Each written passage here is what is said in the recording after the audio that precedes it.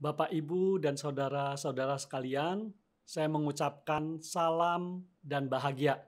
Ini merupakan salam khas dari Taman Siswa yang berarti selamat lahirnya dan bahagia batinnya. Dua kombinasi antara lahir dan batin. Tentu di tengah konteks masyarakat yang tertib dan damai, dan kebahagiaan diri tidak boleh mengabaikan kebahagiaan orang lain, kebahagiaan masyarakat, bahkan kebahagiaan dunia. Saya hari ini akan membawakan satu sesi tentang pendidikan budi pekerti atau yang kita kenal sebagai pendidikan karakter, warisan dari Ki Hajar Dewantara. Saya akan tentu memulai dengan pertanyaan, sebenarnya apa kekuatan terbesar untuk dapat merdeka? Beberapa orang akan menyatakan, tentu kekuatan senjata, teknologi, banyaknya tentara, dan sebagainya. Tapi mereka lupa ada satu esensi yang penting yang ditunjukkan oleh Suwardi Suryaningrat atau Ki Hajar Dewantara. Mari kita melihat tulisan beliau.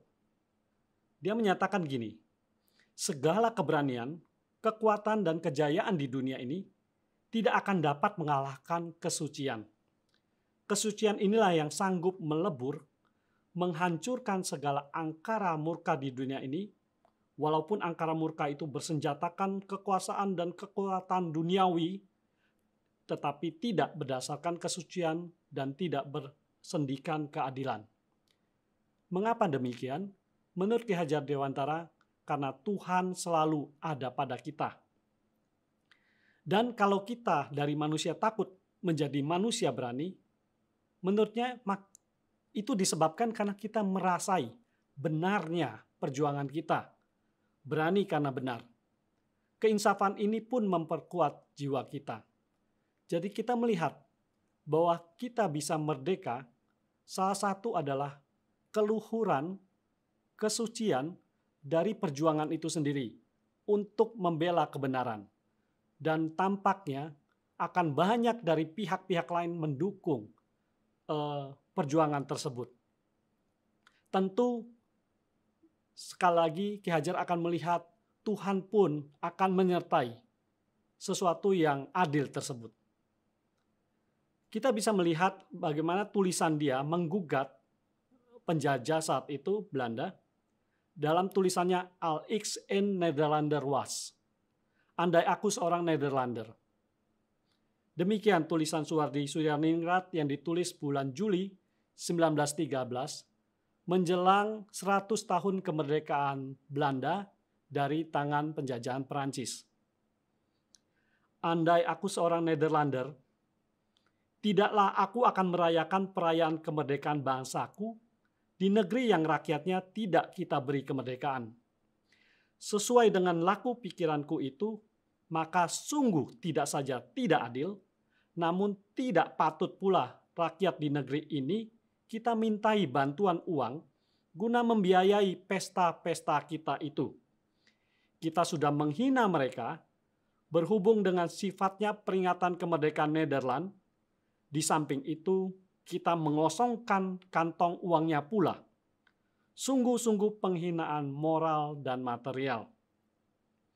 Sungguh, seandainya saya seorang Nederlander, tidaklah saya akan merayakan peringatan kemerdekaan di negeri yang masih terjajah itu. Lebih dahulu, berilah kemerdekaan kepada rakyat yang masih kita kuasai, barulah boleh orang memperingati kemerdekaannya sendiri. Ini suatu gugatan moral yang sangat kuat, sangat adil, dan sejalan dengan banyak sekali ajaran agama-agama dan kepercayaan yang kita sebut sebagai Golden Rule. Jangan perlakukan demikian jika kita tidak ingin diperlakukan demikian, atau sebaliknya, perlakukanlah demikian jika kita memang ingin diperlakukan demikian. Kita tahu akhirnya Belanda akan tetap merayakan pesta tersebut. Bahkan Suwardi Suryaningrat yang memberikan protes saat itu ditangkap dan diasingkan. Demikian juga temannya yang membela, yaitu Dr. Cipto, demikian juga ditangkap dan diasingkan. Serta Douwes Dekker juga diasingkan dan ditangkap dan dibuang. Ketiganya dibuang ke Belanda. Di dalam surat perpisahannya, Suwardi Suryaningrat menuliskan demikian.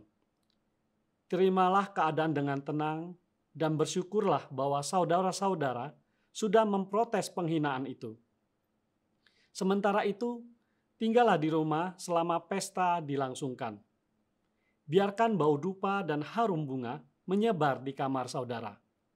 Kemudian bersujudlah menghadap Tuhan yang Maha Mendengar, dan sampaikanlah keluh kesah saudara kepadanya, karena hanya Dialah yang berkenan mendengarkan suara hati saudara, dan hanya Dialah yang berlaku adil terhadap saudara.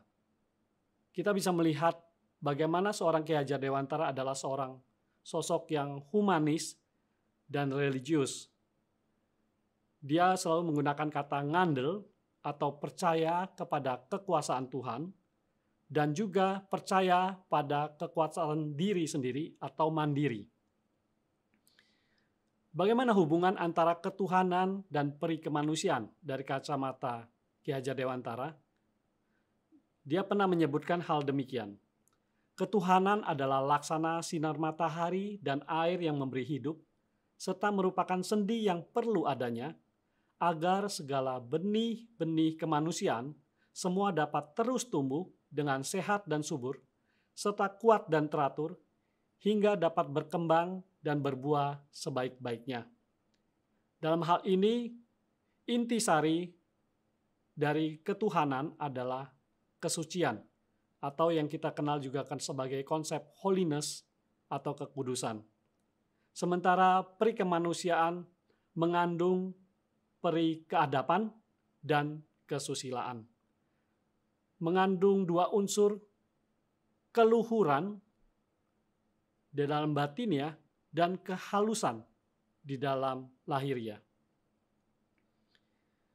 Kita bersyukur sebelum kemerdekaan, Ki Hajar Dewantara sudah memikirkan apa yang disebut sebagai sistem pendidikan nasional yang ia dirikan pada tanggal 3 Juli 1922. Di dunia, sedikit negara yang memikirkan pendidikan nasional sebelum kemerdekaannya. Dalam hal ini kita bisa beruntung dan melihat bagaimana taman siswa didirikan.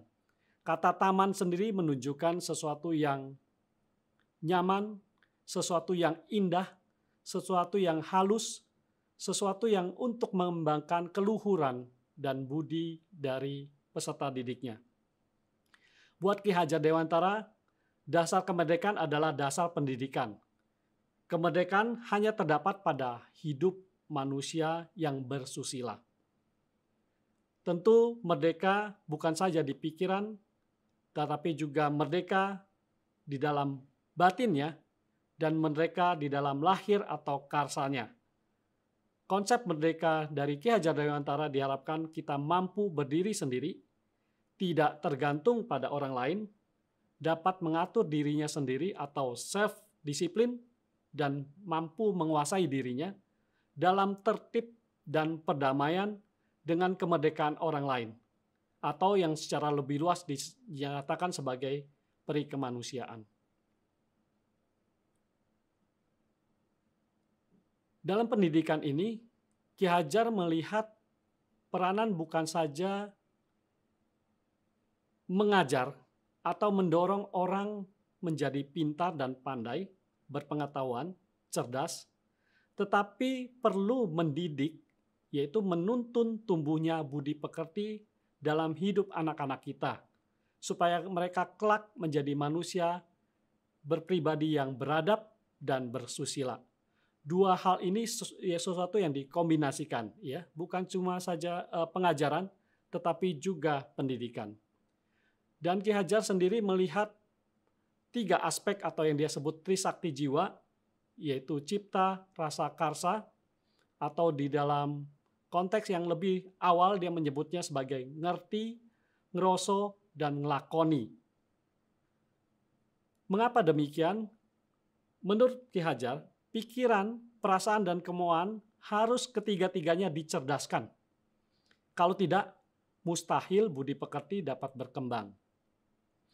kesucian, keadilan, cinta kasih, karakter luhur tidak saja untuk diketahui atau dimengerti, akan tetapi harus diinsyafi, diingini, dikehendaki sampai untuk dilakukan. Konsep ini sangat progresif menurut saya, sangat maju. Thomas Lickona di dalam Educating for Character yang terbit tahun 1991 menyebutkan ada 3 hal yang sebenarnya sudah dinyatakan oleh Ki Hajar Dewantara sebelumnya, yaitu moral knowing, bagaimana peserta didik bisa knowing the good, hal yang baik, mengetahui yang baik. Moral feeling, peserta didik harus loving the good, mencintai kebaikan. Dan terakhir moral action, doing the good. Jadi peserta didik juga bisa melakukan yang baik. Di dalam pendidikan budi pekerti sangat penting peranan guru. Kita sering mendengar apa yang disebut Ingarso Sung Tuludo, Ingmadio Mangunkarso, Tutwuri Handayani. Tetapi kita sering lupakan konsep Sung Tuludo. Bagaimana kita menjadi teladan. Keteladanan ini sangat penting, baik itu keteladanan dari pemimpin atau guru, keteladanan dari lingkungan keluarga, maupun keteladanan dari masyarakat. Konteks ini kita beruntung bisa memiliki, khususnya taman siswa, bisa memiliki seorang teladan yang baik sekali, yaitu Ki Hajar Dewantara dan guru-guru yang lain yang memberikan contoh teladan di dalam kesederhanaan mereka, di dalam pengorbanan mereka, di dalam tekad untuk mendidik peserta didik dengan cinta kasih dan menuntun para peserta didiknya. Guru di dalam konsep ini bukan saja memberi pengetahuan yang perlu dan baik, tetapi juga mendidik murid untuk dapat mencari sendiri pengetahuan dan melakukannya, atau yang sekarang biasa disebut learning to learn. Guru bukan hanya pengajar, tetapi juga pemimpin, penuntun laku, yaitu harus digugu dan ditiru. Guru adalah sebagai juga seorang petani yang membantu menyuburkan atau menguatkan karakter-karakter bibit yang baik, tetapi juga menyiangi atau melemahkan bibit-bibit ataupun karakter yang jelek dari peserta didiknya. Di dalam taman siswa, mereka bangun dalam bentuk sebagai kekeluargaan. Kita memanggil guru sebagai bapak atau ibu, ini merupakan lawan dari konteks pada saat itu yang memanggil menir atau ndoro. Jadi segala suatu kebangsawanan dilepaskan, ki sebutan bagi lelaki, nyi bagi perempuan yang sudah menikah, ni bagi perempuan yang belum menikah. Dan Ki Hajar Dewantara pun sendiri sudah melepaskan bukan saja Raden Masnya, tapi nama lama Suwardi Suryaningratnya diubah menjadi Ki Hajar Dewantara pada tahun 1928, yaitu umur beliau yang mencapai 40 tahun. Konteks pendidikan budi pekerti tidak pernah bisa dilepaskan dengan pendidikan estetis. Jadi di dalam konteksnya pendidikan budi pekerti Ki Hajar Dewantara itu luas. Pendidikan etis punya hubungan erat dengan pendidikan estetis. Keindahan ada hubungan dengan moral. Karena keteraturan lahir dan keteraturan batin ini memiliki hubungan yang sejajar.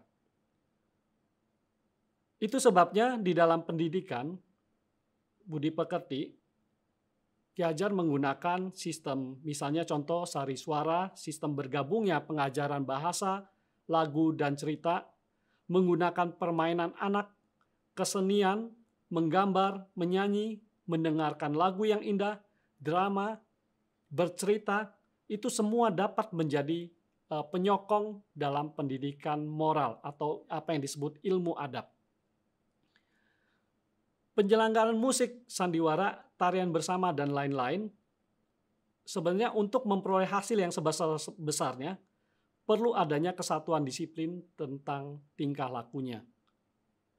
Buat seorang Ki Hajar, dia juga memikirkan adanya tahapan-tahapan pengajaran budi pekerti. Tahapan pertama yaitu yang disebut tahapan syariat, biasa dilakukan di Taman Indria yang berisi anak berumur 5-8 tahun. Dengan cara melakukan pembiasaan, anak-anak biasanya bebas, spontan, tetapi tetap perlu tertib, belajar menyapa orang yang lebih tua, mencuci tangan, menjaga kebersihan.